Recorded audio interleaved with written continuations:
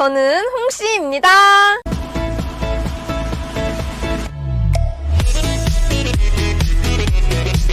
오늘은 과연 어떤 차를 타고 있을까요? 나 이거 탱크 탄 거 아니니? 엄청 높아. 아침밥을 챙겨 먹으면 하루 종일 든든하잖아요. 그런 것처럼 든든함이 느껴지는 쌍용에서 나온 G4 렉스턴입니다.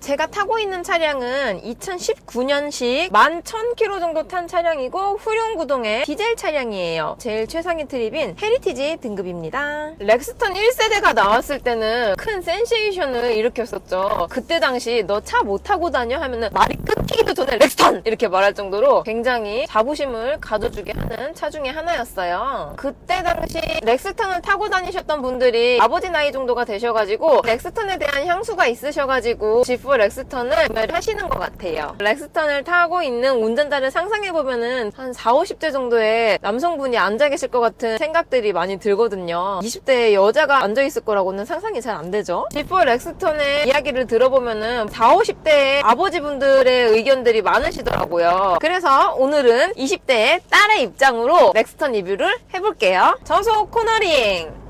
오, 코너를 가는지도 모를 만큼 흔적 없이 가주는 느낌이에요. 이게 과연 직선일까 곡선일까 알아맞혀 보세요, 이런 느낌이에요. 저속에서의 엑셀감은 역시나 나온 지 얼마 안 됐기 때문에 굉장히 준수하고 피드백이 빨라요. 경쟁차 중 모하비는 3.0이고 렉스턴은 2.2예요 아무래도 엔진 크기의 차이가 있다 보니까 대형 SUV인데 출력이 딸리는 거 아니야? 라고 생각을 하실 수도 있는데 저속에서는 출력이 부족하고 그런 건 전혀 느낄 수가 없어요. 저속에서의 브레이크감, 조금만 속력을 냈다가 브레이크를 잡으면은 SUV 브레이크감의 특징은 세단에 비해서 가시거리가 길기 때문에 조금 밀리는 감은 없지 않아 있어요. 이 차가 2톤이 조금 넘거든요. 무거운 거에 비해서는 잘 잡히는 느낌이 들어요. 안전거리를 확보하고 저속에서의 급 차선 변경. 오, 차선 변경을 하니까 오른쪽으로 출렁했다가 왼쪽으로 출렁해요. 차가 높아서 그런가? 약간 오리걸음처럼 띠뚱띠뚱하는 느낌이 있어요. 노면 소음을 보여드리도록 할게요.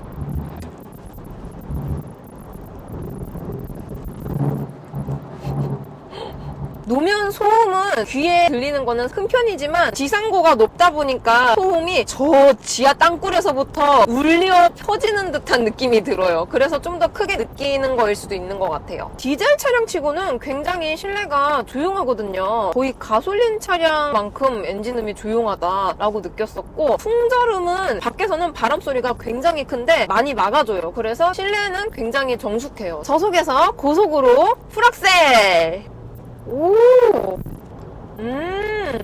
엔진이 차에 비해서 조금 작다고 느낄 수도 있기 때문에 저속에서 고속으로 가는 거는 4초에서 5초 정도 걸리는데 고속에서 고속으로 가는 거는 거침이 없네요. 역시 100km에 도달한 후 한 20초에서 30초 정도 가게 되면은 더 이상 달리는 느낌이 아니고 돌진하는 느낌이 들어요. 무게발로 밀고 확 나가는 느낌이 들어서 성난 황소 코뿔소 느낌? 야, 다 비켜! 난 렉스턴이야! 이러면서 빵 가는 느낌이 들어요. 화났니? 고속에서의 브레이크감.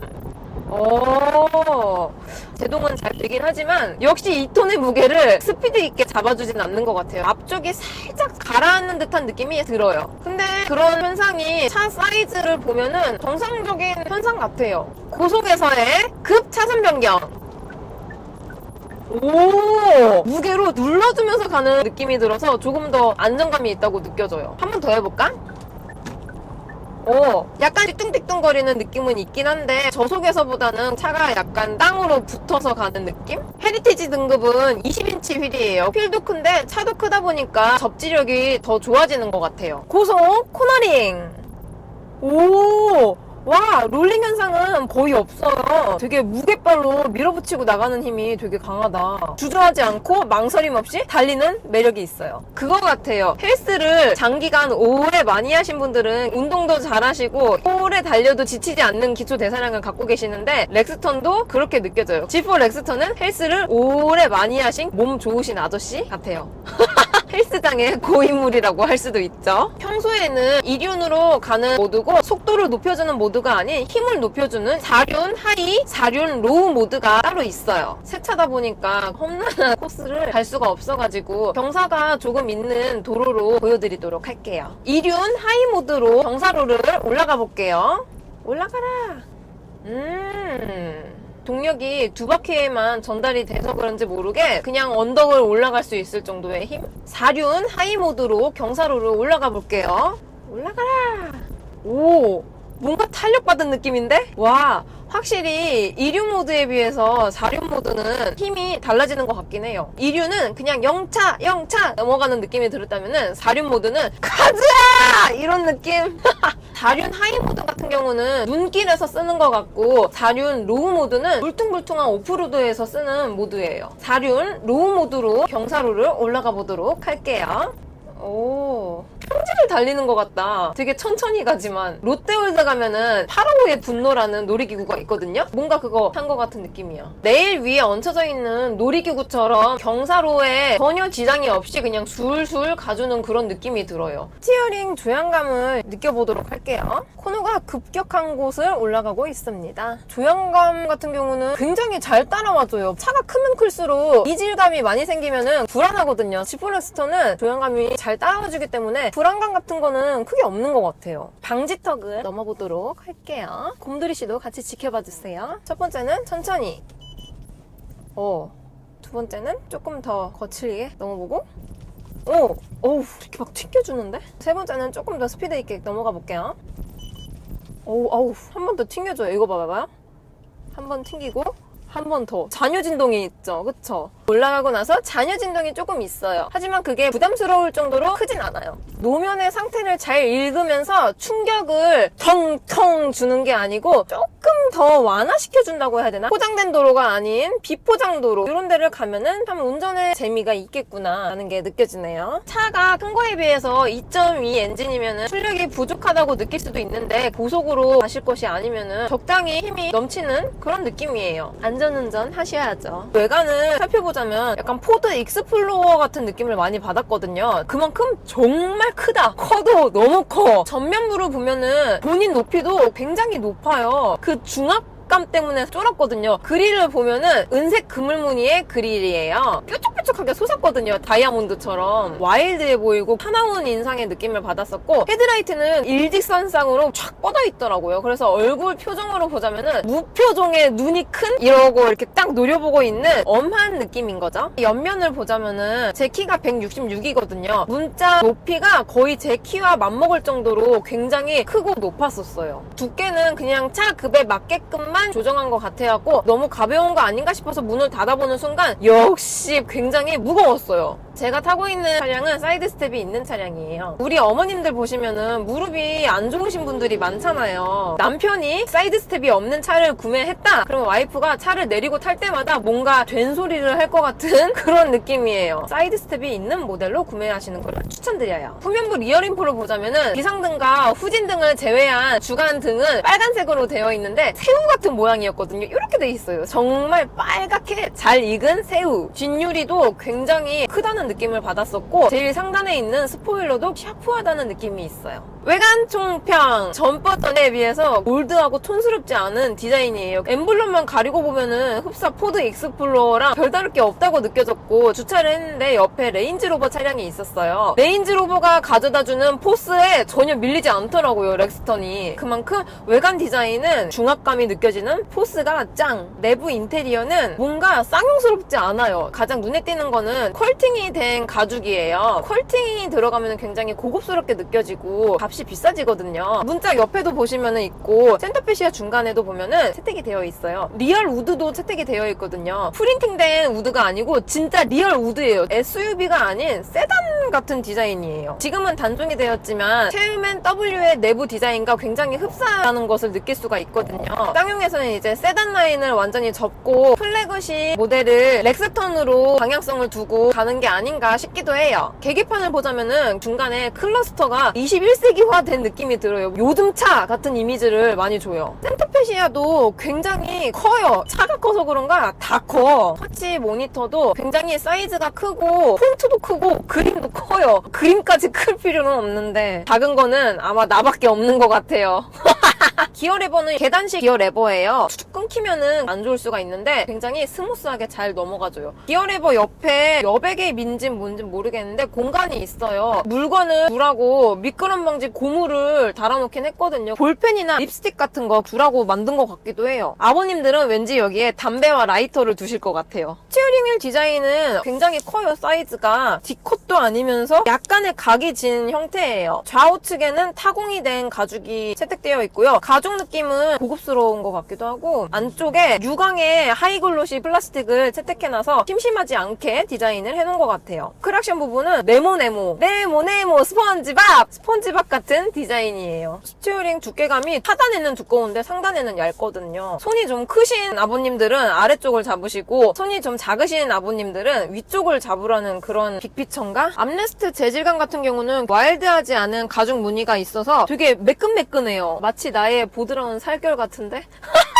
앞에 문짝을 보자면은 가죽 무늬에 우레탄으로 탁 해놓는 차들이 많은 반면에 여기 안쪽에는 플라스틱인데 이 위에 가죽을 덧대어놔가지고 굉장히 팔을 걸쳐놔도 팔이 까깔거리지 않고 팔 걸기가 너무 좋거든요. 그래서 아버님들이 이렇게 한쪽 팔을 창문 바깥에다 걸쳐두고 운전을 하시는 건지는 모르겠는데 굉장히 좋네요. 그리고 여기 중간에 보면은 또 폴딩이 되어 있고 여기는 블랙 컬러의 유광 하이글로시 재질이 채택이 되어 있어서 다양성을 추구하면서 은색의 이런 배합 같은 것도 컬러 배합을 잘한 것 같아요.